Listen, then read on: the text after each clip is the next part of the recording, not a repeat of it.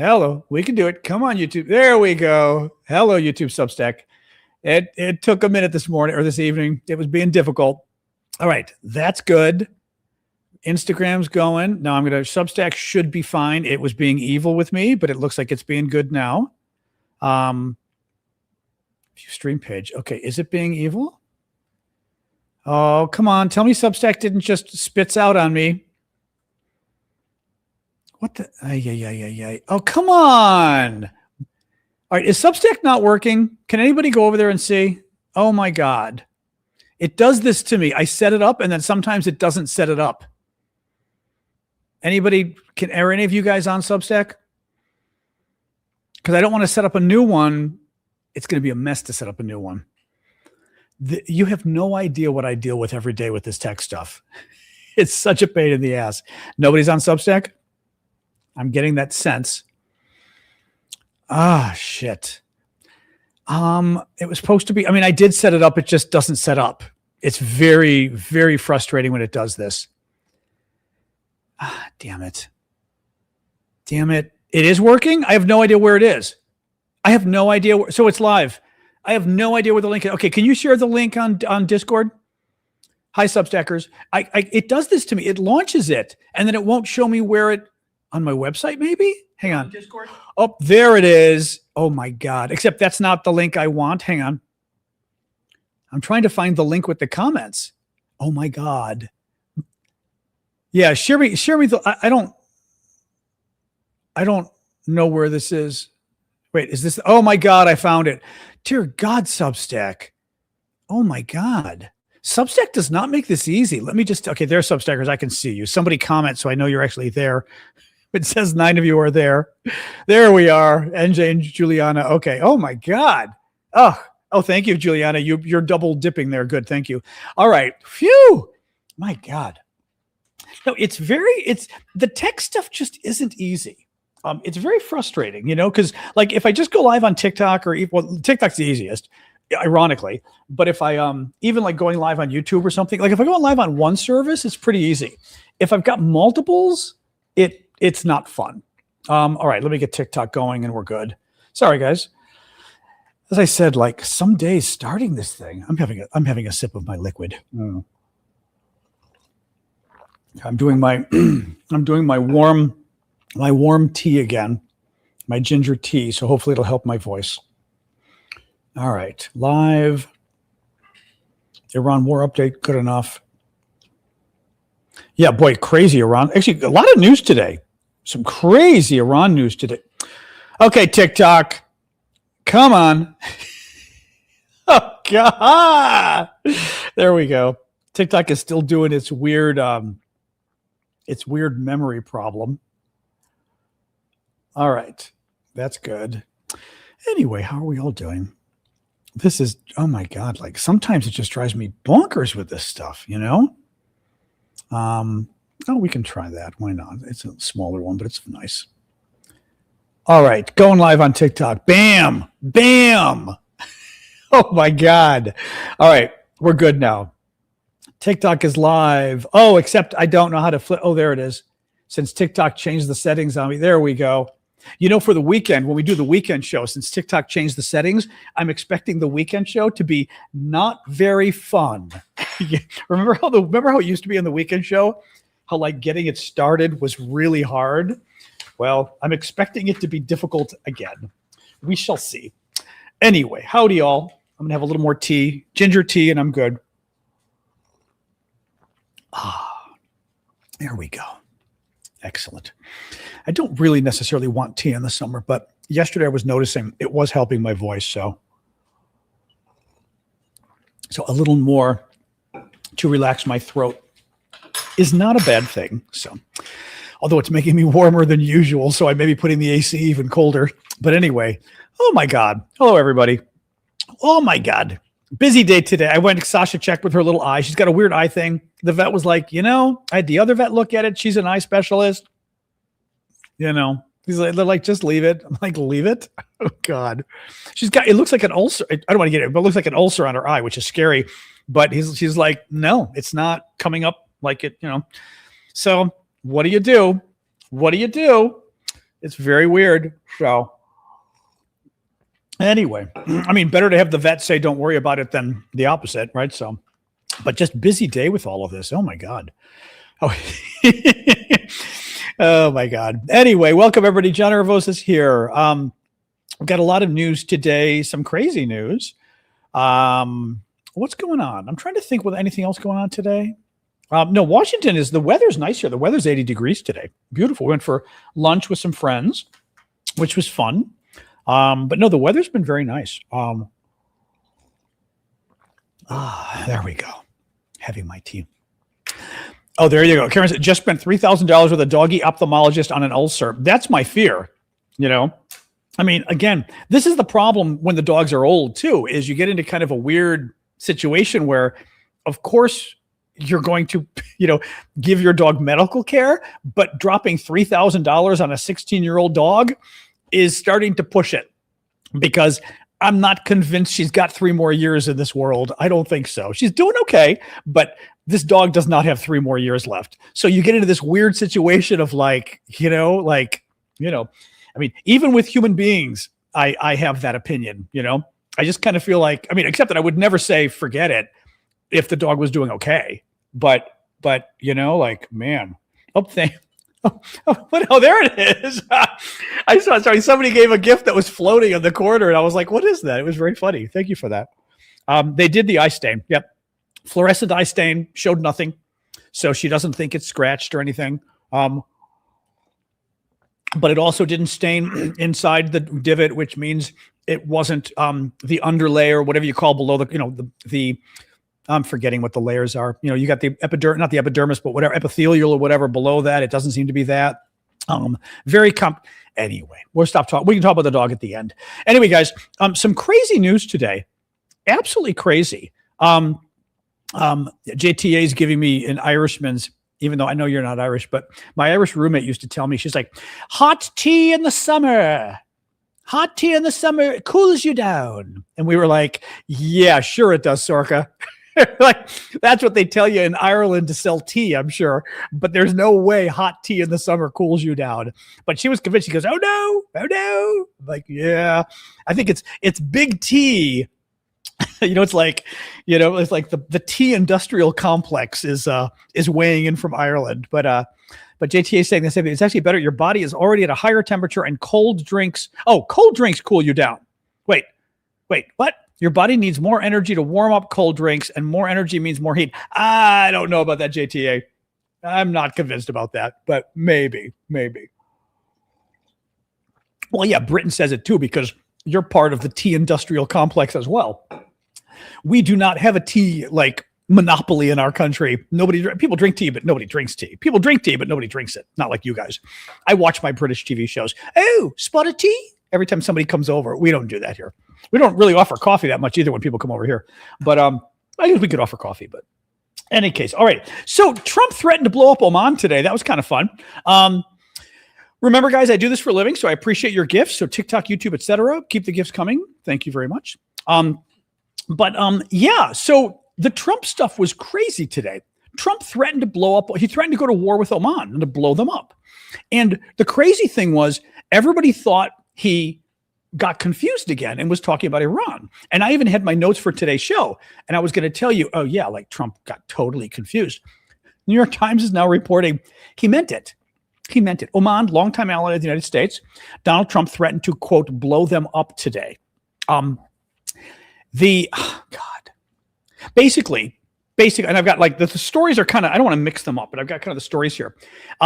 Iran says that they're still working with Oman to split up the Strait of Hormuz, that once the war is over, Oman and Iran will have joint control over the strait, charge fees, basically all sorts of horrible stuff, because Iran never had control over the Strait of Hormuz. It belonged to Iran and Oman, but they never controlled it. It was free to the world to pass through for free. And now it's not.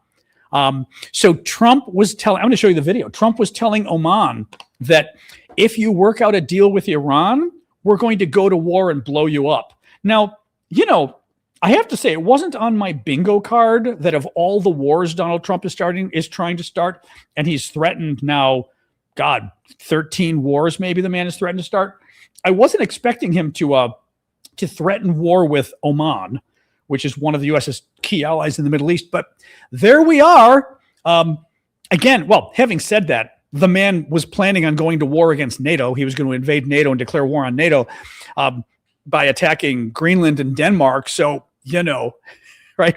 The idea that Trump would go to war by attacking Oman is clearly less shocking. Oh, you want to come in, dog? Okay. Nope. What do you think? Sash, what do you think? Maybe not? Oh, maybe not. Okay. Except now I got to be careful. She's not going after my plants again. So the dog looked like she wanted to come in. I've always got to keep an eye on this one. Oh, okay. She's doing her thing. But anyway, let me play the video. It's insane. I'm keeping an eye on her. So the quick video, I mean, it's a longer one, but he's talking about Oman. And if they reach a deal with, she doesn't want to come in. If they reach a deal with Iran to come in, to split up the Strait of Hormuz. Listen to this. And again, we totally thought this was Trump just having a senior moment and mixing up Oman and Iran. Nope. Control. It's international waters, and Oman will behave just like everybody else, and we'll have to blow them up. They understand that. They'll be fine. Mr. President, thank you. Get a control. It's international waters, and Oman will behave just like everybody else, and we'll have to blow them up. They understand that. They'll be fine. Mr. President, thank you. A really good way to lose your allies is to talk about blowing them up. Because I got news for you. If I'm Oman, I'm starting to think, you know what? I need to diversify my relationships with the Europeans. I need to diversify my relationship more with the Chinese, with the Russians, especially the Chinese and the Russians.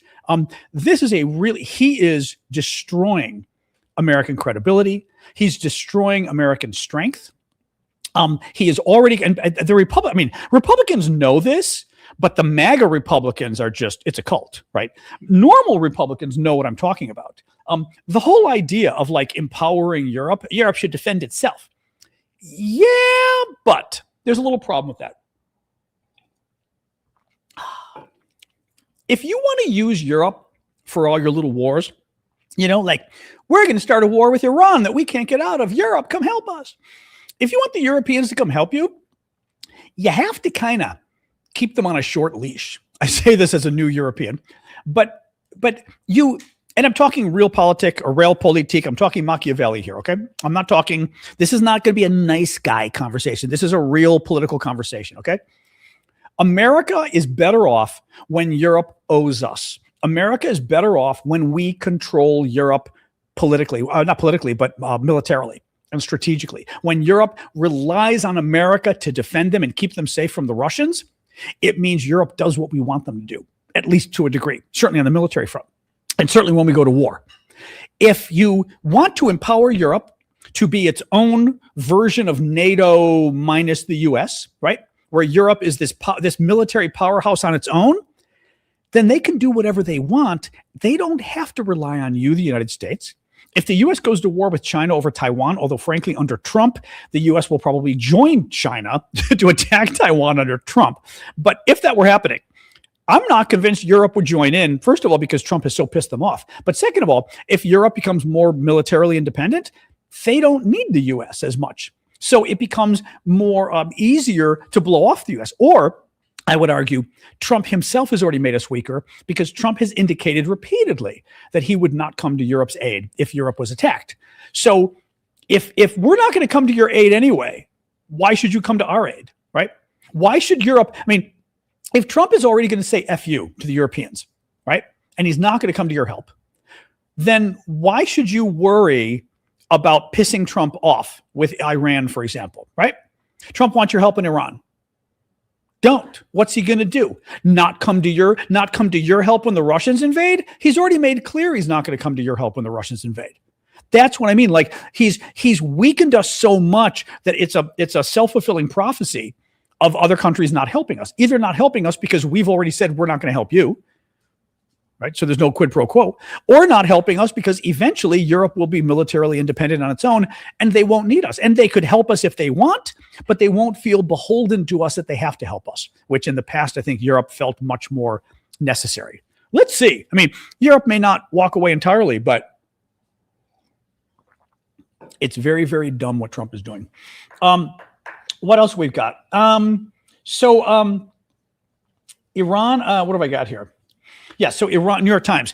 Iran has been discussing partnering with Oman in a system charging fees for vessels passing through the Strait of Hormuz, ignoring the Trump administration's warnings about against demands for payment to pass through the critical international waterway.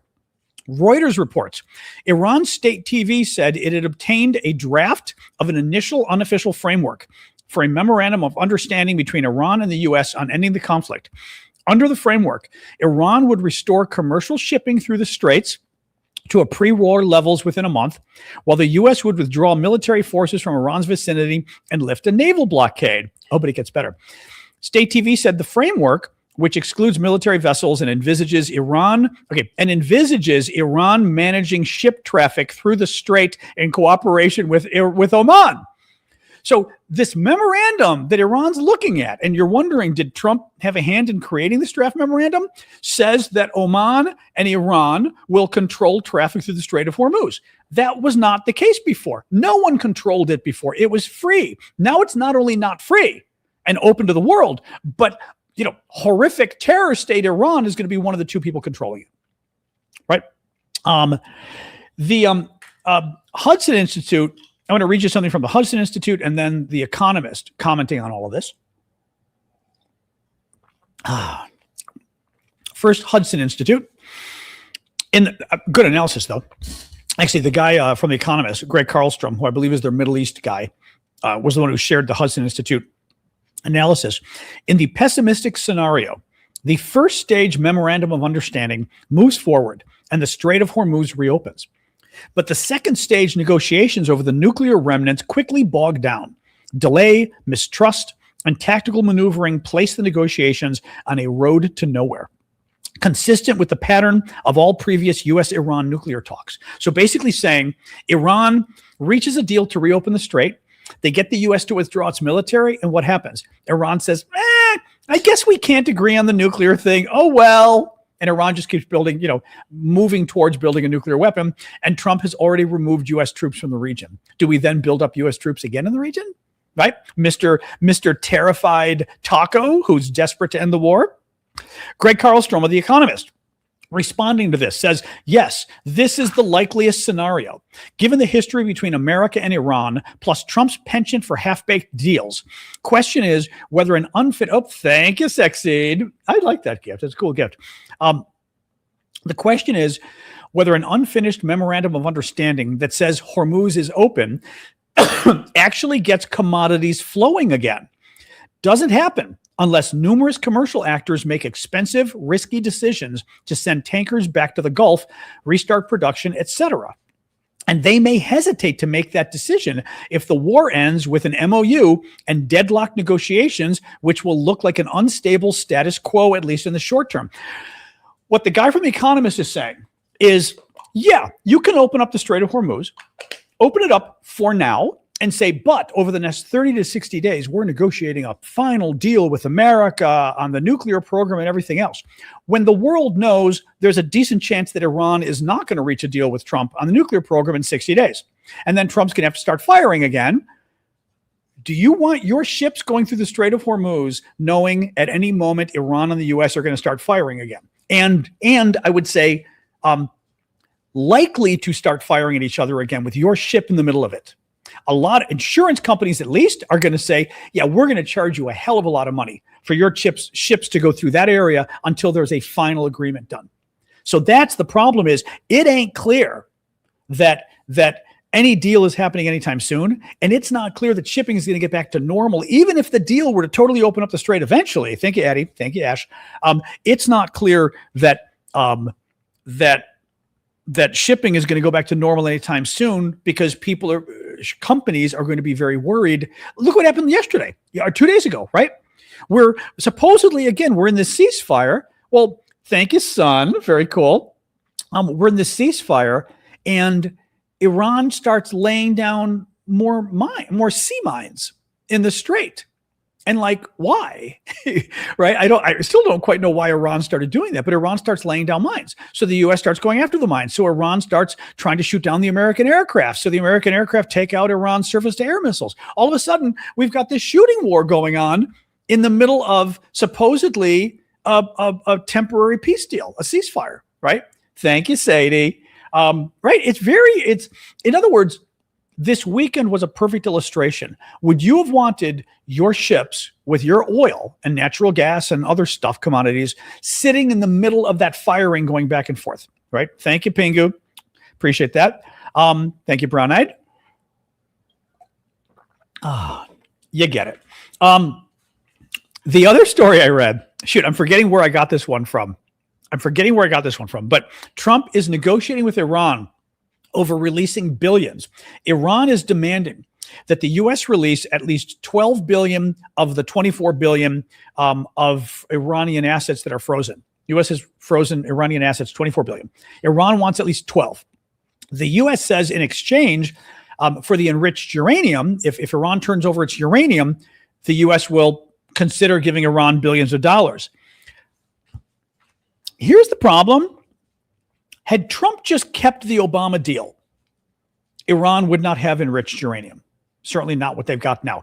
Trump claimed the Obama deal is going to let them build a nuclear weapon. So he got rid of the Obama deal. The Obama deal was handcuffs on Iran. He took off the handcuffs and said, we're ending the deal. Well, I mean, literally, actually, here's a perfect example.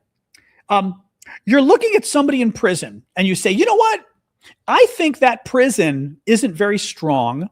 And I don't like the sentence. I think that you gave the guy 10 years in prison in a minimum security prison, right?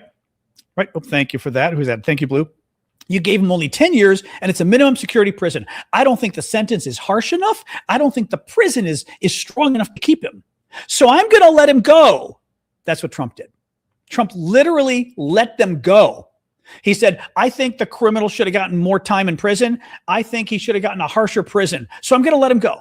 So Trump let Iran go, removed all the restrictions, and Iran said, okay, I guess we'll start building a nuclear weapon again. Okay, or moving towards it at least. Okay. And that's what Iran did. That's why Iran has a ton of enriched uranium.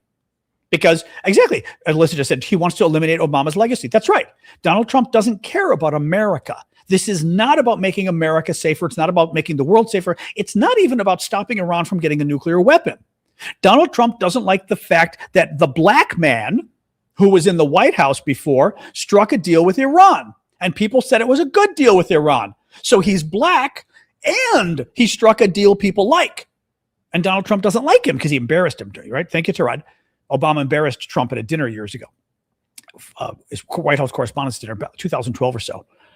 So Trump just decided he was going to throw the deal out, even though it helps Iran move towards developing a nuclear weapon. That's what's going on.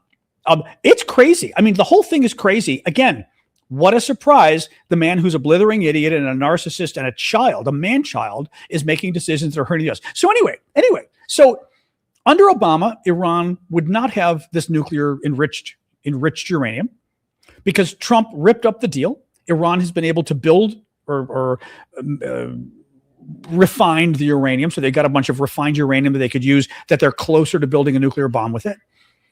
And in order to make them give up the uranium that they didn't even have before, Trump is talking about giving them billions of dollars. We wouldn't have had to give them billions of dollars if we just kept the Obama deal. Right? If we just kept the Obama deal, Iran wouldn't have got the nuclear fuel at all, or the uranium. I should not nuclear fuel, but the uranium. They wouldn't have had to get it at all. But they got it because Trump ripped up the deal. So now we've got to give Iran billions of dollars to get them back to where they were under Obama for free. Right? And keep in mind, thank you, Blonde, Trump has also been repeatedly saying that Obama gave, what was it? What does he call them? Pallet loads of money to the Iranians. Well, as part of the Obama deal, some of the frozen Iranian money was freed up. The exact same thing Donald Trump is negotiating today. Okay? Literally, Trump, as recently as a couple of weeks ago, you'll know it because you might say, he'll say pallet loads. Trump is doing the exact same thing that he criticized 2 weeks ago. Except in Trump's case, it's worse because Obama gave the money to Iran in exchange for the deal. We had the deal. Trump is now getting us back to the Obama deal, not as good. because Iran's going to be in control of the Strait of Hormuz. Iran's going to be charging fees to international shipping. So Trump is getting us back to a deal that isn't as good as the Obama deal, and we've got to give Iran billions more money just to get them back to where we were for free before he invaded and before he got rid of the deal. Embarrassment. Absolute embarrassment, this guy. All right. Other news. Crazy other news. Trump administration is preparing to spike inflation and kill employment again across the country. I don't know if you heard about this one. We talked about it a few weeks ago, but the administration is finalizing plans, according to today's news. Homeland Security, Mark Wayne Mullen, who's the new Homeland Security guy, very homeboy. And Mark Wayne says that he's preparing to shut down all international air traffic into Democratic cities. All commercial and civilian. I think it's funny, actually. I think it's hilarious because he's going to bankrupt the entire country. He's going to screw up international air travel. Republicans will not be able to fly. Republican businesses, this is the plan. They're finalizing their plans according to he said this repeatedly. He said it a day ago. He said it on Fox News. So he's made this clear. This is what he's going to do. But the final story today is they are finalizing plans at Democratic airports that are sanctuary cities. Now, sanctuary cities, just to give you, thank you, Jim. Sanctuary cities, I had to look it up at one point because I was thinking, like, what's a sanctuary? I used to think the immigration, right? I used to think sanctuary cities were like, Democratic run cities that are refusing to obey the law, right? Nope, that's not what it is. Sanctuary cities are cities that simply follow the law. Trump keeps insisting that cities run by Democrats basically, thanks, Manda. Trump, thank you for that. Trump is insisting that cities run by Democrats. For example, when the police stop you because your taillight is out or you're driving erratically, that the police, thank you, Tammy, that the police insist on you proving your citizenship status. First of all, this is America. You don't get to ask me if I'm a citizen. That's the first. I don't have to prove my papers. This isn't Germany of long ago. That's the first thing. Second of all, it's not the job of the local police to be asking me, well, same point, I guess, if I'm a citizen. That's not their job. Trump has been demanding that local police forces do this so that they can find illegals. Well, again, it's literally not their job. I mean, it's not their job. That's Trump's job. That's ICE, right? They hired a bunch of NZs over at ICE because they wanted to do this. They got a bunch of people who don't obey the law, who are willing to kill innocent Americans. That's their job, apparently. They work at ICE. They work at the Department of Justice and the FBI and Homeland Security, right? People who don't want to obey the law, want to disregard the Constitution, that's where you go. They don't work in local police forces. They don't work in local cities. And I'm not exaggerating here. That's literally what the sanctuary cities are. The local government said, no, we're not going to do your job for you. You're not going to demand that we do your job for you. We're going to do our job. If we see a criminal, we're going to stop him. Or we see somebody we suspect is a criminal, we will stop him. But we're not going to ask him, oh, and by the way, are you an illegal alien because Donald hates you? That's not their job. Trump is now talking about cutting all international air travel to those Democratic cities in America. We're talking all passenger air travel from cities abroad and all, thank you, Jackie, and all customs. So it would be commercial, not commercial, what's what we're looking for? Packages, commerce as well. So it is commercial, actually. I'll say commercial, meaning passengers, but also commerce. There's a short list. I know there's a longer list. There's a longer list. This was the short list that was in the paper. This is the shorter list, but I'm sure there's more. Boston, Denver, Philadelphia, Chicago, Los Angeles, New York City, Newark, Seattle, and San Francisco. Those were the cities listed. If you know of more, there may be more, but those are the ones that were in the article. I think it was Reuters. It's not clear if they included those in the article because that was the only cities being covered by Trump so far, being targeted, or if those were examples of the cities that are going to be targeted. That's what so like Atlanta, I don't know if it means they left Atlanta off the list so far, or if it just means the journalist left Atlanta off the list because it was because actually Atlanta, you're right, Atlanta would be an obvious one to have on the list because it became the busiest airport in the world like a while ago, right? Because or was it the world or at least the U.S.? O'Hare was number one, and then Atlanta took over, right? So maybe that means Atlanta's off the list. All I know is the article does not include it at this point. The point is chaos, absolutely chaos. Okay, we have to stop flying international flights to New York City and Chicago and Los Angeles. I mean, there's other cities there too. But Los Angeles, Chicago, I mean, again, Boston, Denver, they're all bad too. But New York, LA, and Chicago is insane. We're going to cut all international traffic. Where are they going to go? You're going to fly them into Texas? How? I mean, I used to work on aviation issues a very long time ago. You've got like slots at airports and stuff. It's very carefully doled out. It's not like the airports are empty just waiting for customers, right? You've literally, there's all of these slots. Like there's only a certain number of planes you can land every hour because of the space in the air, the space on the ground, the space at the terminal itself, the number of gates. Thank you, Bowie, right? You've only got so many gates. So you can only fit so many planes. You can't put twice as many planes. Not to mention Chicago, New York, and LA, which is huge. International air traffic will grind to a halt. International commerce, freight's the word I was looking for. Thank you, Tree Robitaille. International freight will grind to a halt. They're going to spike, which means fewer goods are going to be available. The goods are going to cost a lot more. It's going to be a disaster. They're going to sink the economy. And at this point, I think it's funny. Because at this point, these guys want to destroy the economy. I mean, I don't want the economy destroyed, but a part of me just feels like, you know what? Let them. It reminds me when they talk about somebody with alcoholism or drug addiction, and they say they've got to hit rock bottom before they wake up. I feel like their party needs to hit rock bottom before they wake up, right? Like, let him do all the damage he wants, and then maybe they'll wake up. But it's FAFO. It's very much FAFO, right? F around, find out. They're insane. Thank you, Luis. But imagine stopping international. Although, by the way, too, you're planning on doing this right before the World Cup. Really? I'm going to guess they're going to wait. They're probably going to wait till after the World Cup because the World Cup isn't arriving here. If not to mention, here's a thought too. What if he does it during the World Cup? You come for the World Cup and he shuts down international air travel to the U.S. Then what are you going to do?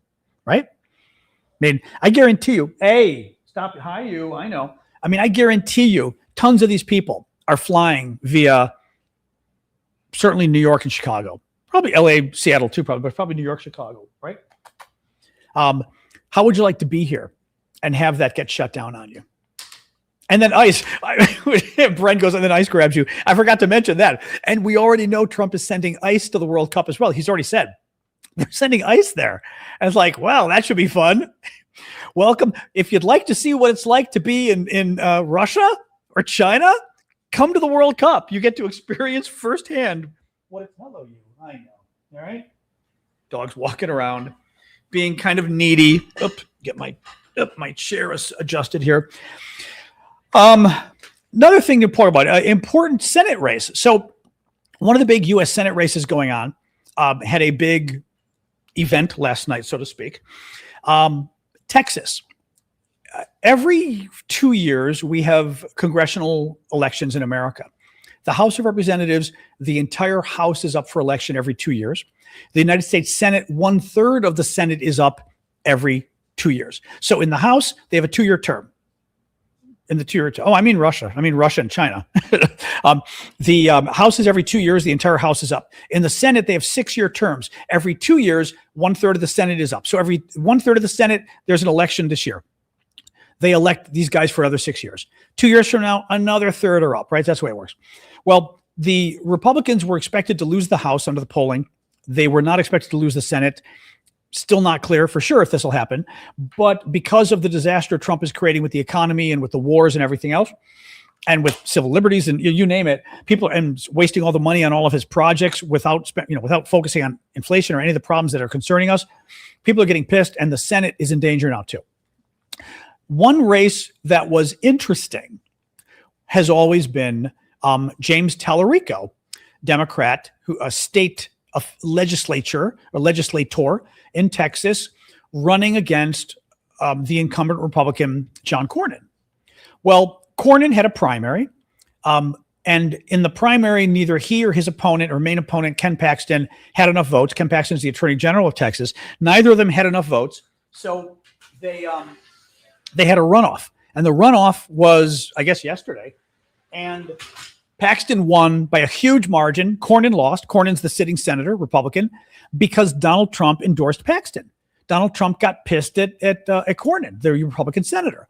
Well, the problem is everyone thinks Cornyn was the better guy, the best guy that could win on the Republican side. Paxton is plagued with scandal. I mean, plagued with scandal. I'm going to read you a little bit from the Wall Street Journal. The where we got here. The Senate Republican, so just the Republicans themselves, because the Republicans basically, because Trump waited until the last minute to endorse a candidate, he kept the race going. So the Republicans kept spending money attacking each other when they could have saved their money and used it to attack the Democrats in the fall, but they wasted it on each other. I think it was the most expensive Senate race ever, possibly, or most Senate primary ever, or certainly Republican Senate primary. Listen to this. The Senate Republican campaign arm, the National Republican Senatorial Committee, dog is kind of being suspicious, assailed Paxton with negative ads, drawing attention to his impeachment. Oh, she doesn't want to. Okay, come on. All right. In and out and in and out. Drawing attention to his impeachment, legal challenges, and pending divorce. The controversies include abuse of office allegations from members of his top staff, which he's denied, a securities fraud indictment, which he resolved with a pretrial deal, and an impeachment by the Republican Texas House. The Republicans impeached him. His own Republicans impeached him in Texas, okay? And a continuing divorce initiated by his wife who alleged adultery. Now, granted, in Republican circles, that could make you president, but still. Then you got James Talarico. Talarico, religious, very good. The Republicans last night, I'm certainly not going to play any of the videos, but the Republicans last night, because I watched multiple videos from CNN, multiple videos from Texas, they passed out their notes and they're terrified of Talarico because he could win. They're claiming, and this is crazy, but this is the stuff they get away with. They're all repeating the same thing. They're claiming that Talarico, and this is not true, they're claiming that he's a transgender vegetarian. I kid you not. I kid you not. And they're all using the same talking point. And in a way, it's smart only because they're all claiming it. I kid you not. They're claiming he's a transgender vegetarian, because it's Texas. So like trans doesn't go over and vegetarians don't go over. Talarico already came out and goes, yeah, he's not trans, but he goes, I've been eating barbecue. He goes, I've been eating barbecue from long before Ken Paxton got his first indictment. It was a really good line. He goes, I've been eating barbecue long before Ken Paxton got his first indictment. But this is what they do. And if you think about it, I mean, it's evil, of course, and it's bigoted and everything else. But I saw multiple people talking about it in the last 12 hours. They put out the talking points. That idiot Scott Jennings on CNN, that it's not clear why CNN does this, right? Scott Jennings was talking about it. They're all bringing up the same lie. And if you don't know who Talarico is in Texas, all you know is, well, I've heard multiple people claim he's a transgender vegetarian or vegan, whatever. I don't care what the difference is. Transgender vegan, right? Well, I mean, if you keep hearing that, at some point you're going to go, I don't know, right? I mean, because also when you think about it, who's going to say something like that, right? I mean, who's going to make a lie like that? Of course, Republicans will, but you wouldn't imagine them making a lie like that. You'd be like, no one's going to create that lie. You cannot imagine how many Republicans since last night have repeated that lie. It's insane. Oh, I know. I'm not even going to mention the other stuff, Leslie. I don't even want to go on. They said more about him. Like he believes God is non-binary. That was another one they claimed. He says God is non-binary. It's like, no, he really doesn't. But this is what they're doing. They're desperate. They're terrified of losing this race. I couldn't care less the difference between vegan and vegetarian. Nobody cares. Somebody's getting, it's different. No, literally nobody cares. And certainly not on this show. They don't care. Anyway, Bloomberg. I thought this was kind of a funny story. just because it shows just how pathetic the Trump administration is. The U.S. Centers for Disease Control and Prevention is seeking volunteers from its workforce to go to domestic airports and help screen for Ebola as the deadly viral outbreak in the Democratic Republic of Congo and Uganda intensifies. First of all, why doesn't the Centers for Disease Control, by the way, being run by RFK Jr., why don't they already have people to do this?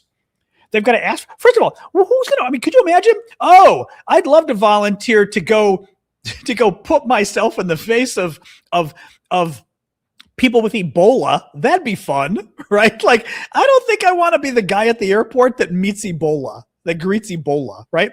But also it kind of makes you wonder why they don't already have these people, right? Why do they not already have these people? I don't get it. I just don't get it. CNN had an interesting report. I want to play this for you. CNN had an interesting report about oil futures and the price of gasoline. And basically, if I can, here it is. I'm going to play the whole thing. It's very interesting. He's talking about oil futures. Oil futures are the oil market betting on what they believe the price is going to be in the future. Okay. And they do not think the price of oil is going to come down to where it was before the war for years.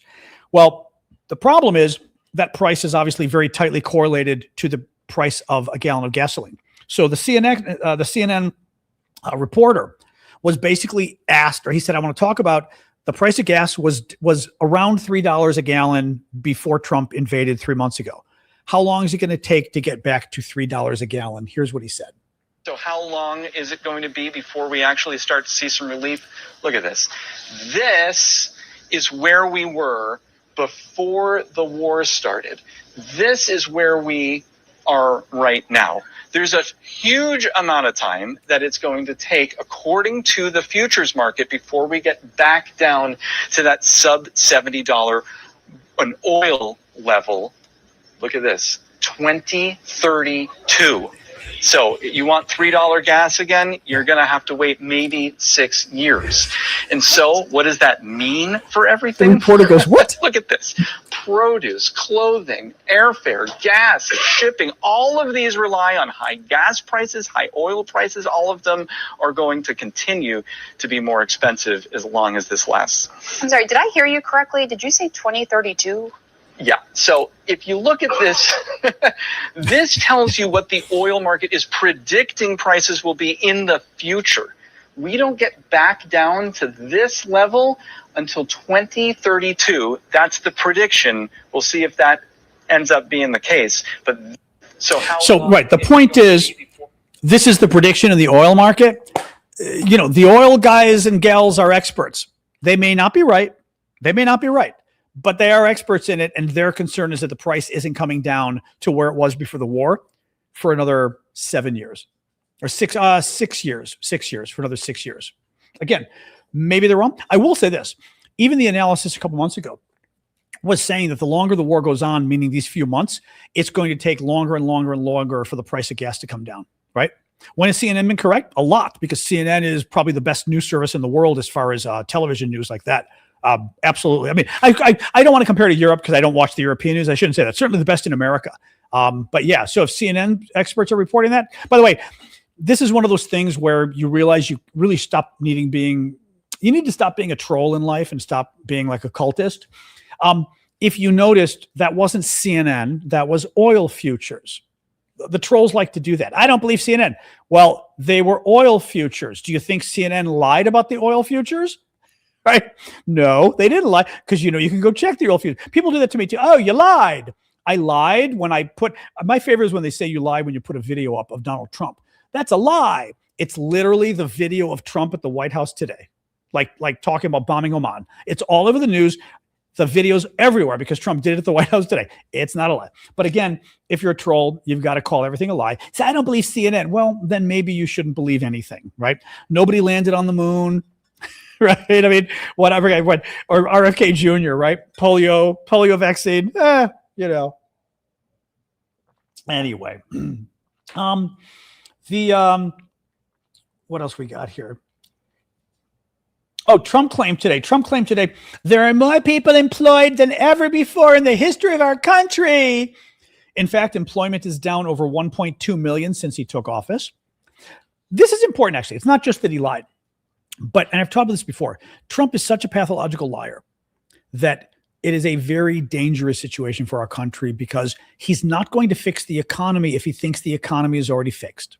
He has repeatedly said inflation is now under control. He can move on. Well, if it's under control, he's not going to fix it. He's not going to address it like he promised during the campaign. And inflation is going to keep being a problem. If Trump keeps saying, oh no, jobs are growing and we've got more jobs than ever, he's lying. It's not just that his followers believe, I think some of them believe him. The problem is it means he's not going to address unemployment either now. He's not going to address that either because he thinks it's at the highest level and it keeps growing. It's wrong. It's a lie, but it means he's not going to fix it. He's not going to fix the economy because I don't even think he believes it. I think thank you, Maxine. Oh, it's that one again. Thank you. He thinks his credibility is on the line. And he has to con people into believing there's no inflation and con people into believing jobs aren't a problem because somehow it makes him look, of course, it does make him look bad. The problem is, and I've said this before on inflation, especially, well, even jobs too. I mean, tell somebody who doesn't have a job that there's lots of jobs, right? Or somebody who's been trying for a year to get a job, young people, but also inflation. Tell any of us who go to the supermarket that inflation is not a problem. Like, are you crazy? Right? We've all seen prices keep going up. I talk about like chocolate because I like to buy chocolate.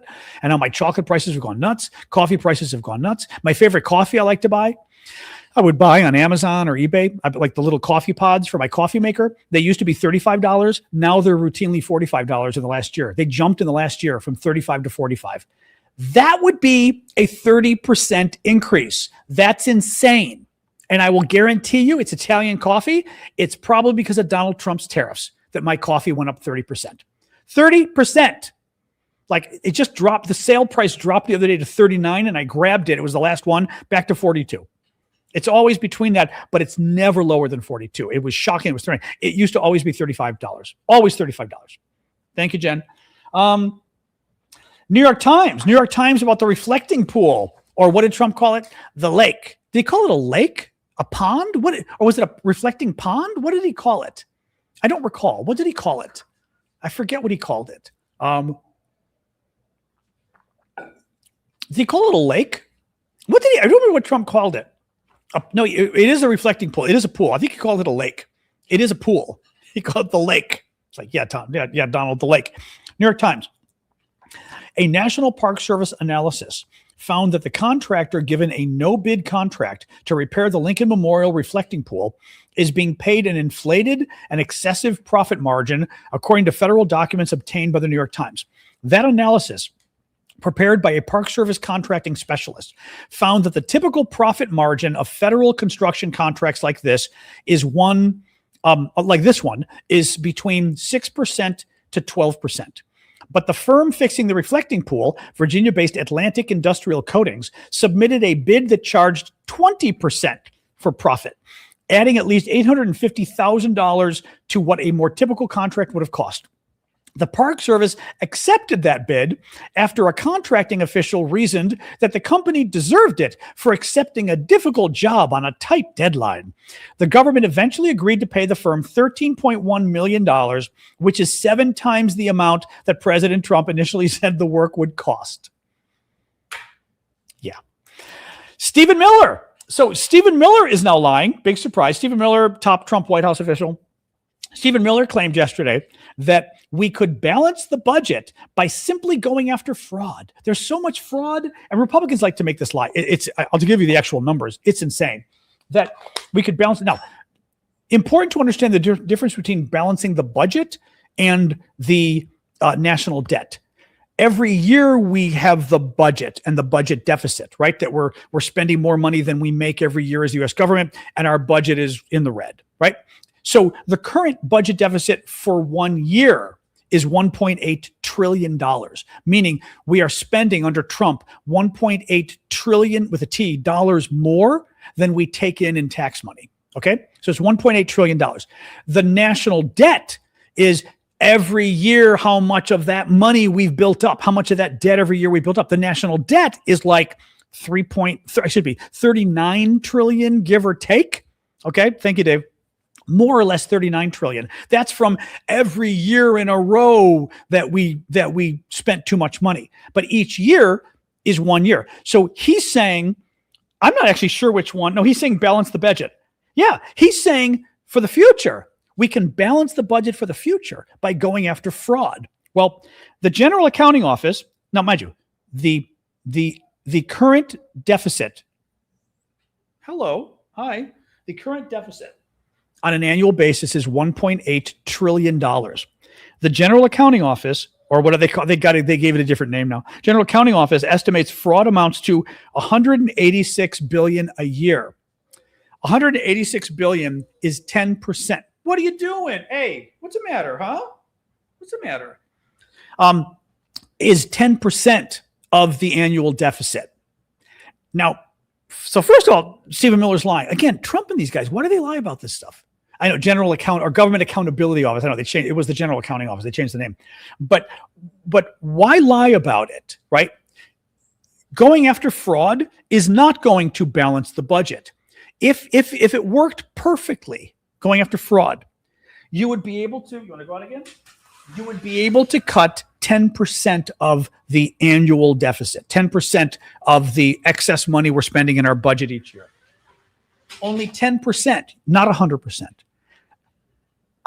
The other problem is, are we really to believe that the 180 billion a year in fraud is something that, oh yeah, we can fix it like that. We can stop the fraud like that. I got a couple questions for Stephen Miller. If this fraud is so easy to fix, why haven't you fixed it? You've been there for a year and a half, right? It's easy, right? You want us to believe it's really easy and obvious. Why haven't you fixed it? That's the first problem. All right, okay. All right. The next problem. You were president before. Trump was president for 4 years. If the fraud was so easy to fix, why didn't Trump fix it over those 4 years previously when he was president, right? If the fraud is so easily to fix, why didn't Joe Biden fix it? Why didn't Barack Obama fix it? Why didn't George Bush fix it? I mean, Republican and Democratic, we're to believe Republican and Democratic presidents just refused to fix the fraud because they didn't want to? I mean, again, there's something, and Donald Trump during his first term refused to fix the fraud because he didn't want to. Why didn't Doge? Thank you, Blue said. Blue said, why didn't Doge fix it? Yeah. Why didn't Doge fix the fraud last year? Doge didn't save us any money last year. They cut all those federal jobs. They cut all those federal programs. They didn't cut the funding at all. Right?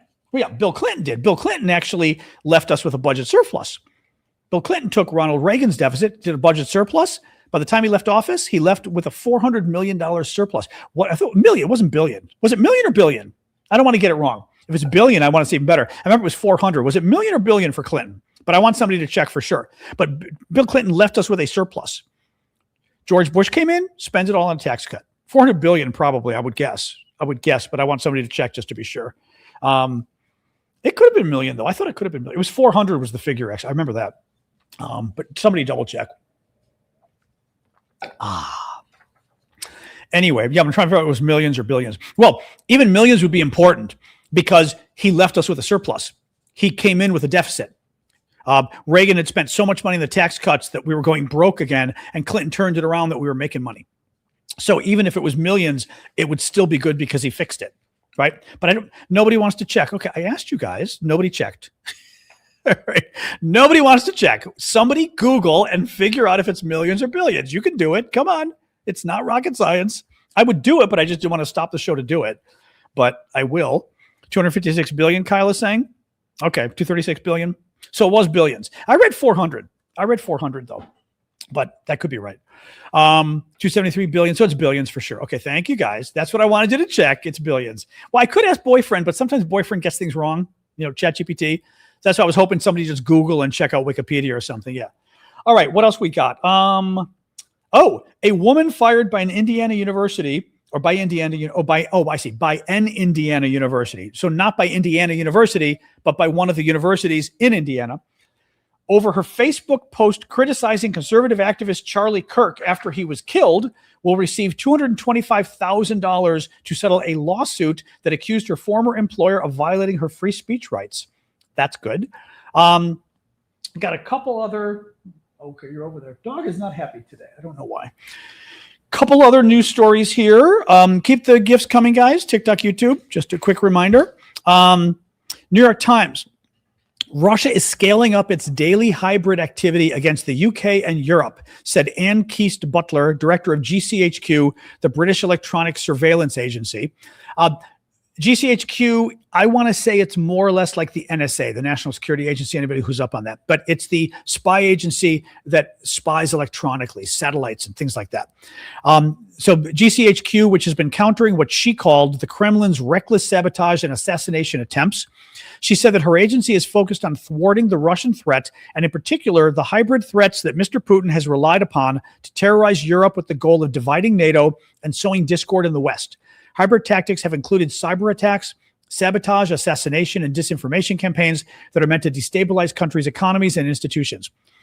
Among the aggressions that European officials have blamed on Russia are a swarm of drones and explosives placed on a rail line in Poland, jamming aviation navigation systems over Sweden, hacking a dam in Norway. I didn't know about that one. Hacking a dam in Norway and plotting to put incendiary devices on cargo planes. I remember that. They were going to blow up like FedEx planes or one of those flying across, or the other company going across the Atlantic from Canada to the U.S.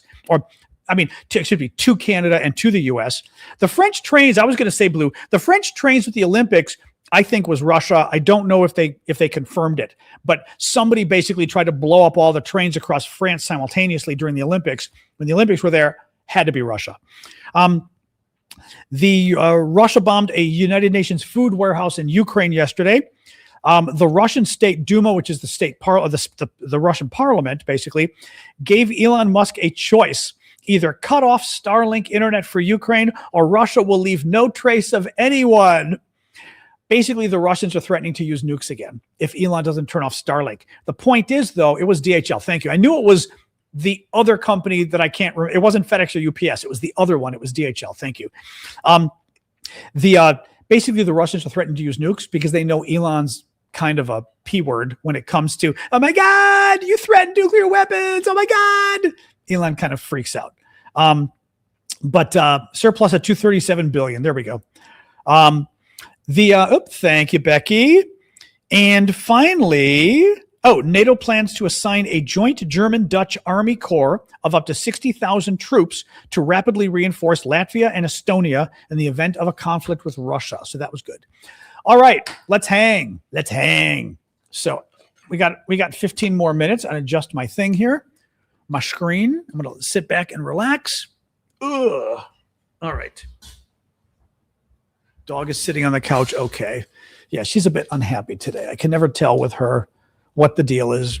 Like I said, went to the vet. Vet said she's fine. I mean, again, weird eye abrasion thing, but the vet said, it doesn't appear to be an abrasion. It doesn't appear to be an ulcer. Thank you, Cricket.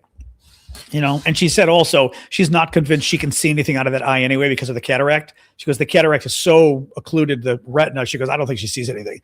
So she was like, but weird though. Very weird. Yeah.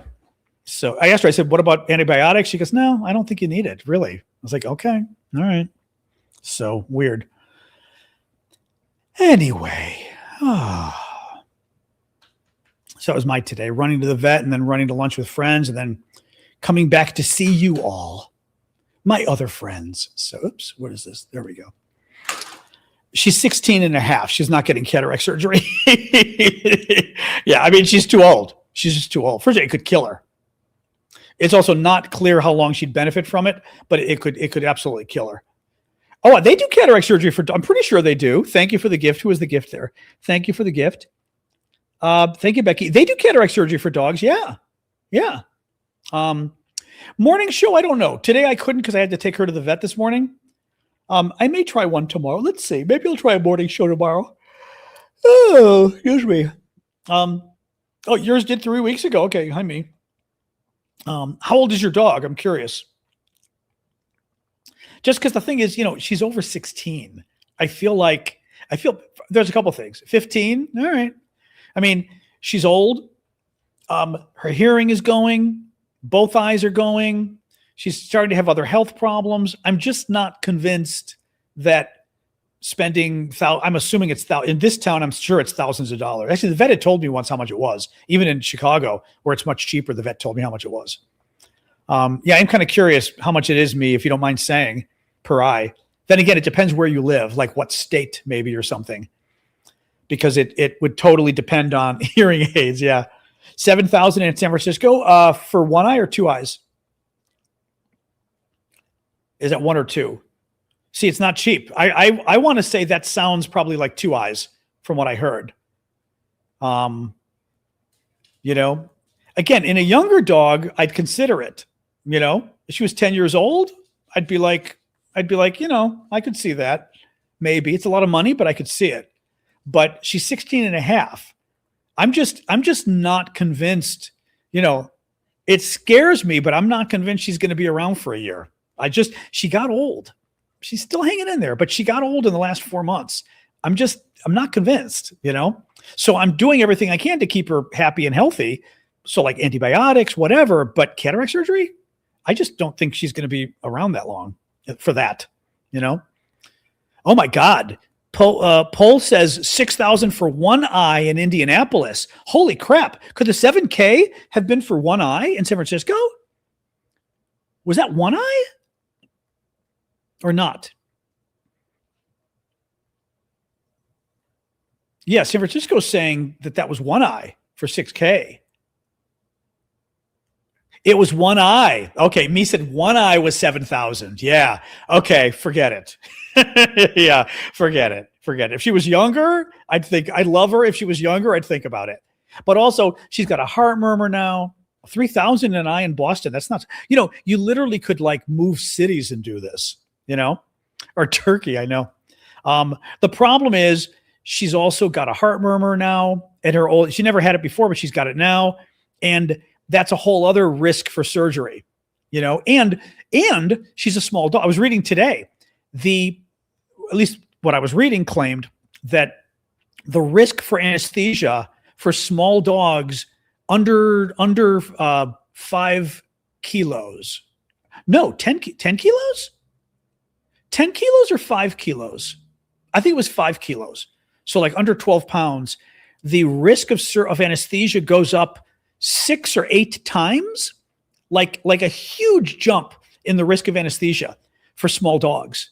So like, and for a smaller dog, I mean, how do they not give them anesthesia? Because for a human, I've had it as a human, whatever they gave me knocked me out. I think it was propofol or something.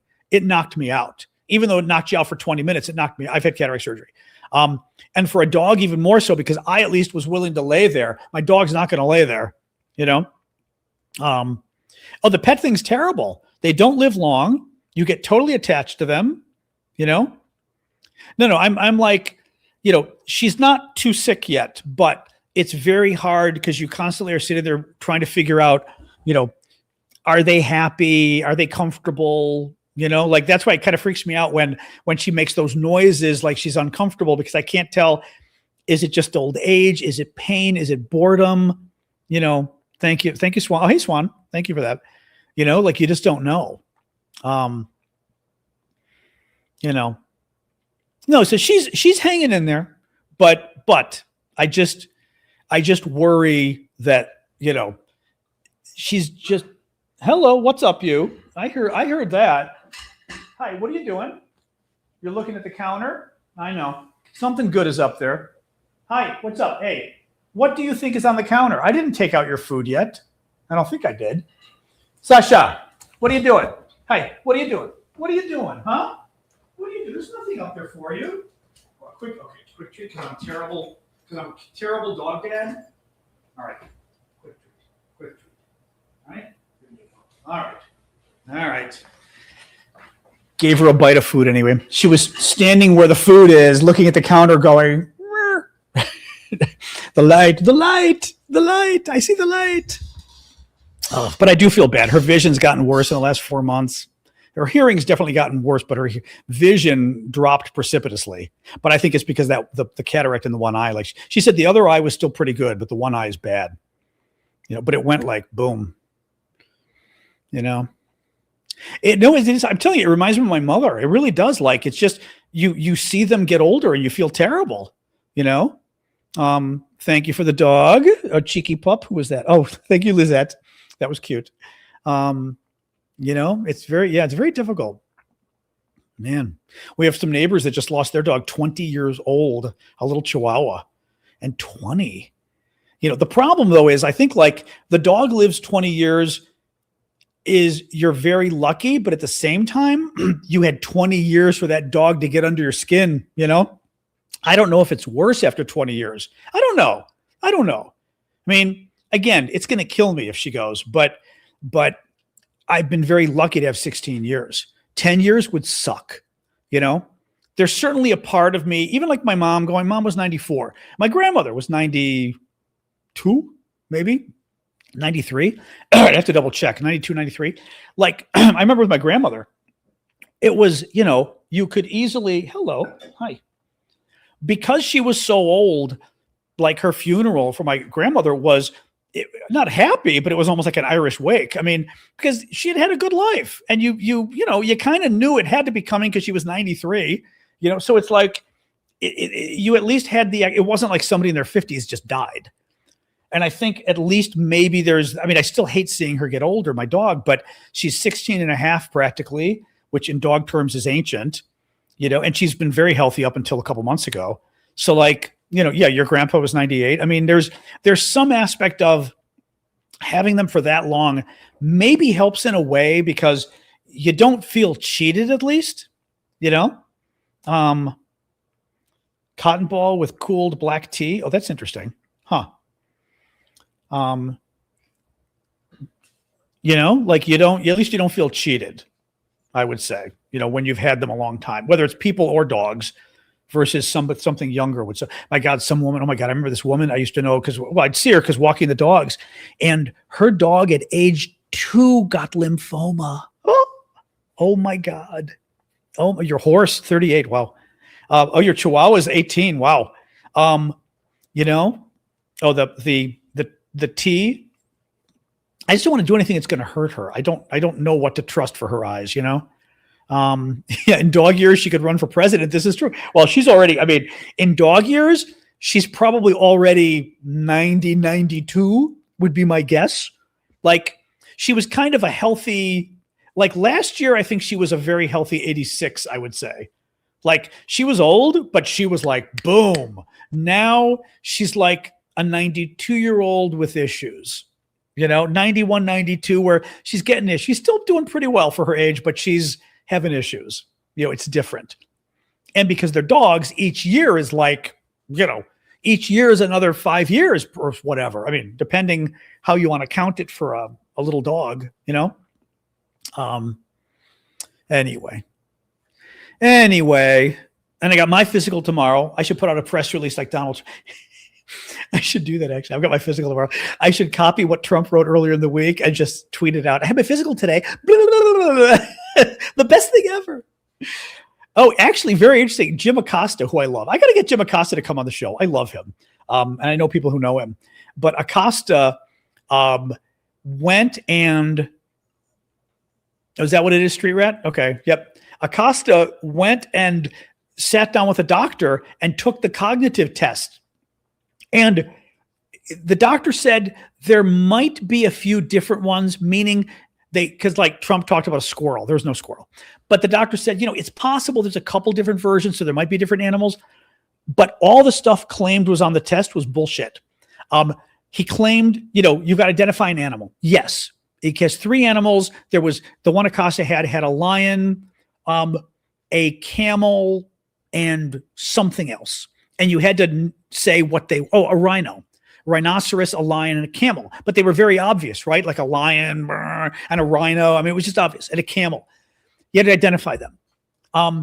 There was literally only one part of the test that was hard. The math part that Trump talked about was not 23 times 237. No, the math part was pick a number from 1 to 100. Okay, 93. And count backwards by 7. I would say that's not easy in the sense that I've always hated counting like that. Like, I can do it, but I'd be like 93 minus 7 would be 6. So it'd be 86. Yes. -7 would be a 679. Like, I can do it. It's hard, but it's a pain in the ass, but I can do it. What day of the week is it? What date is it? Like, even for that, I have to think sometimes, because even like today, I'm like Tuesday or Wednesday. I don't know which day it's probably Wednesday, because I had to get because I know, because of the dog's appointment, I couldn't get Tuesday. The date, probably the 27th May, the year 2026, right? It was very easy stuff. The hardest stuff was, the clock, right? Draw a clock. In this case, it was draw a clock showing the time as 11 p.m. or 11 p.m. and 10 minutes, or 11 o'clock and 10 minutes. Super easy. You had to draw, there was two squares connected. You know remember how you take two squares and connect them with lines to make them look like a 3D box, right? It shows you the picture, literally the two squares and the lines connecting them to make them look 3D. Two cubes. Thank you. Squares. Thank you. I knew when I was saying squares. Two cubes, right? Actually one cube, not two cubes. Two squares to turn them into a cube. And it simply says, copy it. Just draw what you see. So you literally look at it, you draw the two boxes and the lines connecting. This was it. Again, the only thing hard on the test was counting backwards by 7, just because, at least for me, I've got to think about that. And the remembering the words. They give you 5 words, and he tells you, I'm going to give you 5 words, and you've got to remember, in 5 minutes, I'm going to ask you, and you need to remember at least 3 of the words. And like, now I don't remember. Now I remember one word was church. One word was face. I don't remember the other ones. I mean, this has now been, 12 hours, 10 hours, but it was within 5 minutes, you've got to remember those words. But he goes, my daughter failed the word test, remembering the 3 words after 5 minutes. He goes, that's just one question of 30. You're allowed to fail 4 questions. He goes, as long as you get a 26, you're fine. So he goes, my daughter couldn't remember the words, or the words you tell them to remember 5 minutes later. He goes, that's okay. Trump's full of shit. He thinks this test was hard. There is no way a doctor said no one has done this well on this test before. This test was stupid. I've seen the test before, but I forgot what it was. He's lying. And it also and by the way, what it also makes you wonder with Trump is remember, he lies about everything, and everything is projection. So when Trump cannot stop talking about the cognitive test and how well it did, it means he failed. It most likely means he failed the cognitive test, and it means he probably failed 3 times. And there's something going on, because that's why Trump feels the need to constantly tell us, A, how well he did, and B, how hard the test was.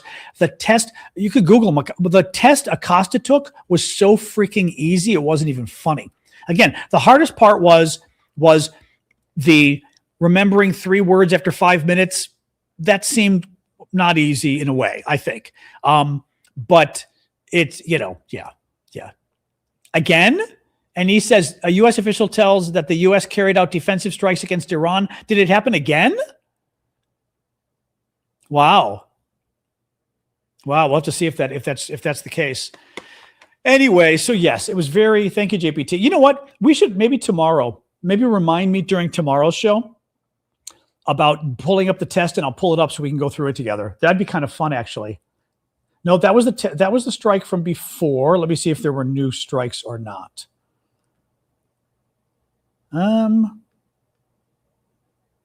Where is this? Let me see here. One sec. Just doing a quick look at defense to see about strikes, and then we'll go. Multiple explosions reported in the Iranian coastal city of Bandar Abbas tonight. All right. 3 explosions in Bandar Abbas. Another explosion east of Bandar Abbas.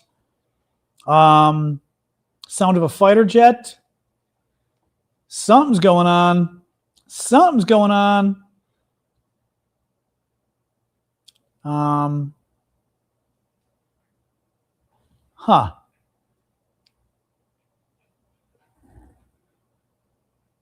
looking and see what Reuters is saying.